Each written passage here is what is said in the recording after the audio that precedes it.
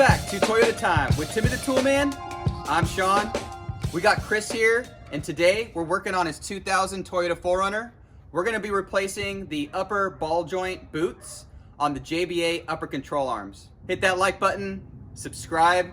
We got lots of content for Toyotas, and we don't want you to miss any of it. If you follow our channel, you know we have a video on installing these JBA Offroad upper control arms. So if you want to check that out, click on the link above on how to install them. The nice thing about these upper control arms is you can also replace the entire ball joint assembly. No, I was just gonna listen to you. Oh, you're making me nervous. Sorry, I'm going out the back. Sorry about that.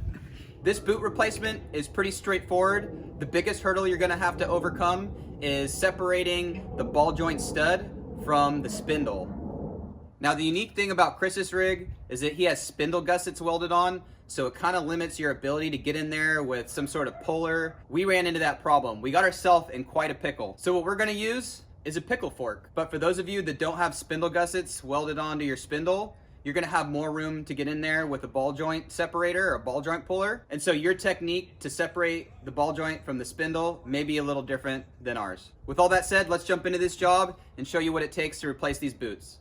First, we put a jack under the lower control arm and jacked it up a bit to take the weight off the tire. We set up a jack stand on the frame for safety, and we're gonna start to loosen the ball joint stud nut. To remove the nut, we're using a 1/2-inch breaker bar with a 22 millimeter. You can see with the spindle gussets, we have very little room to work. So if you don't have spindle gussets, this may be a little bit easier for you. We're switching to a ratchet with a wobble, just because of the angle that the spindle gusset forces us into. If that spindle gusset wasn't there, you'd have way more freedom to get a socket on there and not get it stuck as you loosen the nut. Next, we're gonna separate the ball stud from the steering knuckle. To do this, we're using a pickle fork.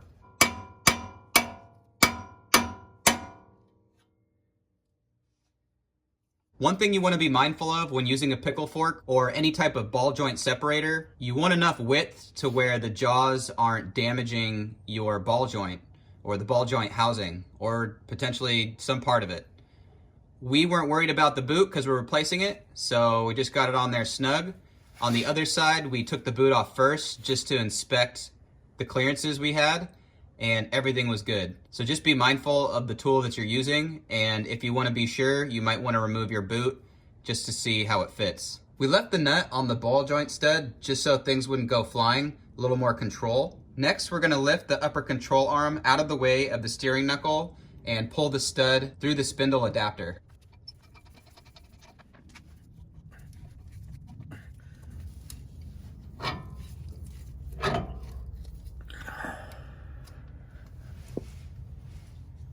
Now we got to remove the old boot. To do this, you first got to cut the zip tie at the top.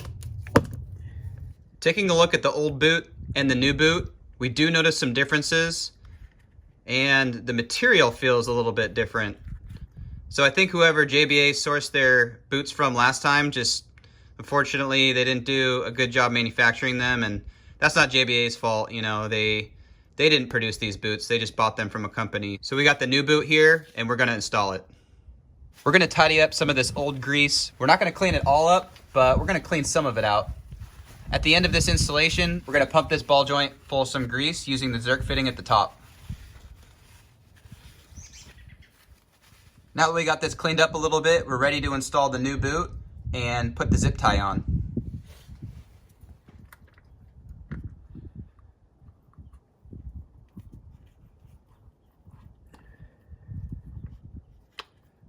Make sure the boot snaps into place, inspecting all the way around to make sure that there's no spots that are hung up. And once it looks good, put the zip tie on. Once it's tight, clip off the excess from the zip tie. Now we're gonna reinstall the ball joint stud back into the spindle, pulling down on the upper control arm and lining it up with the hole in the adapter. We're gonna install the lock nut back onto the stud. Since it's a nylock nut, we don't feel it's necessary to put blue Loctite on the threads of the stud, but the instructions do call for that. We're gonna start to tighten up the nut until the stud starts to spin.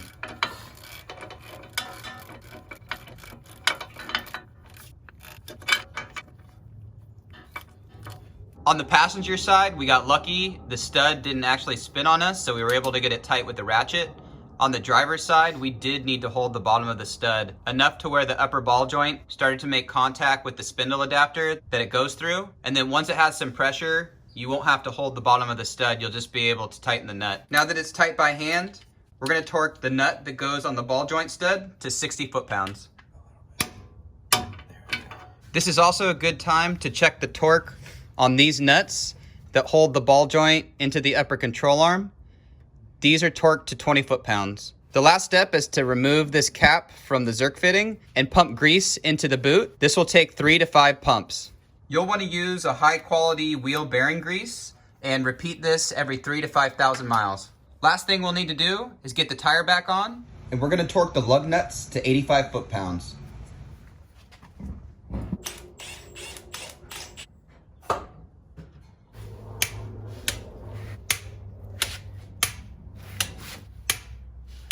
All right, so we're all done replacing the JBA Offroad upper control arm ball joint boots. Should take you about 10 to 15 minutes if you got the right tools. We thought we came prepared with the right tools, but then we had to pause, run down to the parts store and get sneezed on by the clerk behind the counter. He's definitely sick. He's sneezing on his hands and he was sneezing on us. Felt violated. Felt violated. I'm never going there again. And it's always nice to start a job like this prepared. That way it takes you less time. So we thought we came prepared with this universal ball joint separator, but unfortunately these jaws weren't wide enough and it wasn't really long enough. So this opening is just shy of 1 inch and this length is approximately 2 inches.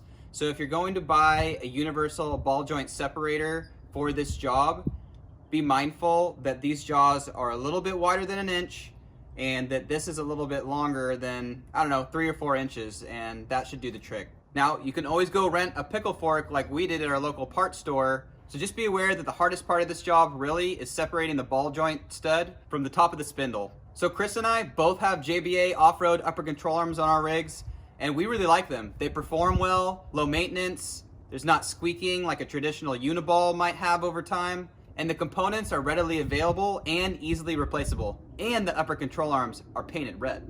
With all that said, thanks for watching, thanks for subscribing. If you have any questions or comments, do that below. And of course, sick mods with JBA upper control arms and replacement boots. We'll see you next time. Take care.